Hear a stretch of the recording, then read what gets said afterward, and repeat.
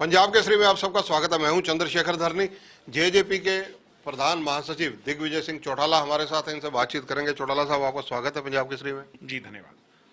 चौटाला साहब, जो स्थापना दिवस पर रैली हुई, इसका राजनीतिक मूल्यांकन करें, क्योंकि ये माना जा रहा है कि ये भूपेंद्र सिंह हुड्डा के गढ़ में आपने एक कामयाब रैली की है। ये तो आप जब स्वयं ही मान रहे हैं और मीडिया जब इस बात को स्वयं माने, आप तो लोगों से और सारी चीज़ों का आकलन करके ये बात मेरे पास लाए हैं, तो ये कहते हैं कि ना केवल कामयाब, बहुत कामयाब रैली।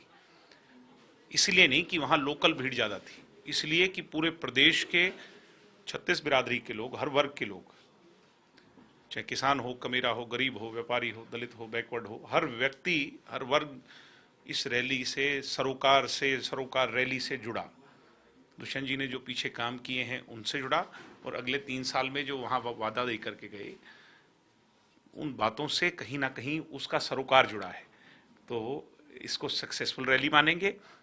ये बैठी रैली थी। लोग, तो मैं देख रहा था कि कांग्रेस ने कल पूरे देश की रैली की, वो कुर्सियों पे की, 20,000 कुर्सियां लगा करके की। ये तो लाखों लोग अपने मन से चल करके आए, और धरती पर बैठ करके इतनी बड़ी रैली होना, ऐतिहासिक रैली होना, झज्जर में होना, ये बहुत बड़ी बात है। 2022 नया वर्ष शुरू होने वाला है। जेजेपी का आगामी रोड मैप क्या रहेगा? जेजेपी मजबूती से अब जो है 90 के 90 हलकों में आगे आने वाले समय में अपने कार्यक्रम को शुरू करेगी, चाहे मेंबरशिप अभियान की बात है, चाहे कोई और है।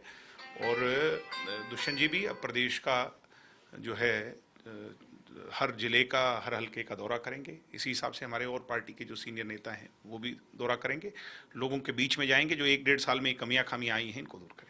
पंजाब और उत्तर प्रदेश के चुनाव, इन पर क्या दृष्टिकोण रहेगा? हमारी इस पे पैनी नज़र है, और हम हमारे सहयोगी से बात कर करके जब भी कोई फैसला होगा उसमें हम अपनी पार्टी का फैसला लेंगे। किसानों का आंदोलन खत्म हो चुका है, लगभग 1 साल से ज्यादा लंबा चला, और अब गवर्नमेंट की तरफ से भी संकेत आ रहे हैं कि केस विड्रा किए जाएंगे, तो वो जल्दी विड्रा हो, उसके लिए संकेत नहीं आ रहे। वो तो गवर्नमेंट ने मान ही लिया, देश की केंद्र की सरकार ने भी मान लिया कि जहां बीजेपी और बीजेपी अलायंस की शासित सरकारें हैं, वो केस वापस लेंगी, और दिल्ली में लेना है वो दिल्ली में भी लेंगे। एक एक केस वापस लिया जाएगा, इसमें कोई दो राय नहीं। किसानों की जो लंबित मांगे हैं जल्दी से जल्दी पूरी हों, उसके लिए आपके क्या प्रयास रहेंगे? मांग हमारे हरियाणा में तो कोई बचती नहीं। एमएसपी की मांग है उनकी बड़ी, वो हम पूरी कर ही रहे हैं। ये तो दूसरे प्रदेशों की बात है। दिग्विजय जी, जिस प्रकार से पिछले दिनों आपकी एक स्टेटमेंट आई कि आगामी चुनावों के बाद उप हट जाएगा, हम तो कह ही रहे हैं, कौन अपनी पार्टी के नेता को आगे बढ़ाने के लिए कौन प्रयास नहीं करता? दूसरे दल अपनी पार्टी के नेता को आगे बढ़ाना चाहते हैं। कोई जिस स्तर पे आप होते हो, उस स्तर पे आप अपनी पार्टी के नेता को उससे आगे ले जाना चाहते हो। कौन नहीं ले जाना चाहता? ओम प्रकाश चौटाला जी, इससे जो पूर्व मुख्यमंत्री हैं, इनेलो के सुप्रीमो हैं, दुष्यंत जी का आशीर्वाद लेते कि फोटो के बाद काफी चर्चाएं उत्पन्न हुई, आपके भी बयान आए, आपके चाचा जी के भी आए। बात कही भाई, आशीर्वाद अपने दादा का कौन नहीं लेता, सबको मिलना चाहिए। और हमें भी हमारे दादा का आशीर्वाद सदैव हमारे साथ है। वो कोई तस्वीरों में बयान हो जाए वो बात अलग है, वैसे भी हमारे साथ है।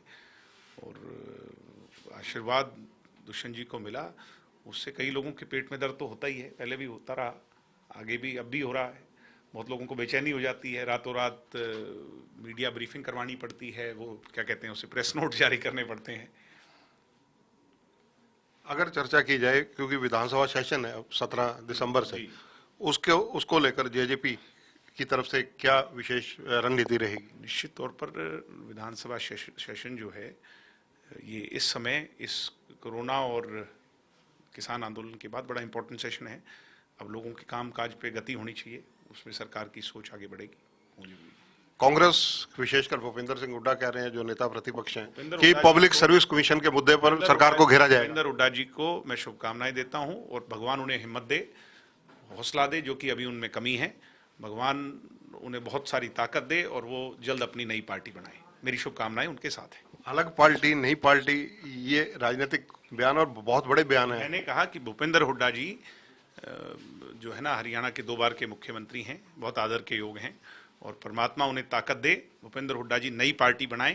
क्योंकि आदमी को जब बेइज्जत किया जाए, उसको जब पीछे खींचा जाए, बार बार उसके खिलाफ पार्टी में साजिश हो रही हो, जैसा कि वो कह रहे हैं, तो फिर उनको अपनी राह चुननी चाहिए। और भाई, रोहतक के लोग तो बहुत मजबूत लोग होते हैं, इसमें कोई दो राय नहीं। भूपेंद्र हुड्डा जी जल्द अपनी पार्टी का गठन करेंगे, मुझे ऐसी पूरी उम्मीद है। दिग्विजय जी, जिस प्रकार से पब्लिक सर्विस कमीशन के assistant secretary, deputy secretary level के आदमी को पकड़ा गया, विजिलेंस नहीं पकड़ा, उस मामले में आपकी क्या आप ये देखो टिप्पणी कि है? हमारी सरकार के अंदर एक खास बात यह है कि कोई अनियमितताएं हैं उसका जो है उसको एक्सपोज करना इसी सरकार के रहते समय में हो रहा है, जिससे कल को हमें कोई कहने वाला इलेक्शनों में ना हो, आने वाले समय में ना हो। अन्यथा पिछली सरकारों में होता रहा कि दूसरी सरकारें आकर उनको एक्सपोज करती रही। ये बहुत बड़ा डिफरेंस है। अब गलतियां तो लोग करते ही हैं, गलतियां जो लोग करते हैं उनको सजा भी मिलेगी। भले ही आप इंसो से इस वक्त निकलकर जेजेपी में कार्य कर रहे हैं प्रधान महासचिव के रूप में, लेकिन फिर भी इंसो पर आपके एक साया पूरी तरह से है, और जिस प्रकार से ये ओमिक्रॉन के आने की खबरें आ रही हैं, कोविड दोबारा से बढ़ रहा है, इन परिस्थितियों के अंदर इंसो की भूमिका क्या रहेगी? अभी उससे कोई ज्यादा वो नहीं करने की आवश्यकता। जो पीछे हालात थे, अब हालात बेहतर हुए हैं। ओमिक्रॉन आ रहा है, निश्चित तौर पर सबकी निगाहें हैं, और हमारे देश के जो साइंटिस्ट हैं और डॉक्टर्स हैं और वो सारी उस पर रिसर्च करेंगे, और अगर इसका खतरा ज़्यादा होगा तो वो हमें बताएंगे। ये तो डॉक्टर्स का करने का काम है, देश की सरकार जो केंद्र में बैठी है उनके स्वास्थ्य मंत्रालय का करने का काम है, जैसे वो गाइडलाइन देंगी। अभी ऐसी कोई इसको ज़्यादा ओवर हाइप करने की आवश्यकता नहीं है, क्योंकि कोई भी केस इतना सिवियर ओमिक्रॉन का वर्ल्ड वाइड कहीं भी हमें सुनने को नहीं मिला। माइल्ड सिम्टम्स हैं, हो सकता है कि म्यूटेशन हुई हो इसकी, अब उसको टेक्निकली तो पता नहीं क्या कहेंगे, but let's wait and watch. जो है ना, the game should go on. कहीं हम पिछले 2 साल की तरह जैसे रुक गई सारी व्यवस्था, कितना नुकसान देश को हुआ, अब ऐसा नहीं कि हम दोबारा से पीछे खींच लें और सब कुछ पीछे चला जाए।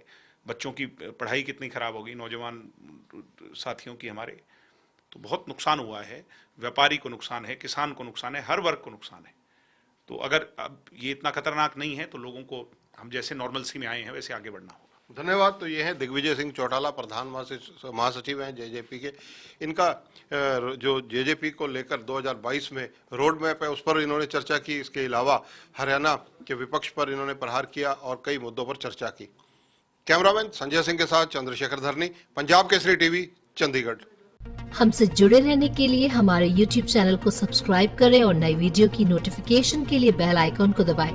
अगर आप ये वीडियो Facebook पर देख रहे हैं तो लाइक जरूर करें और ज्यादा से ज्यादा शेयर करें। धन्यवाद।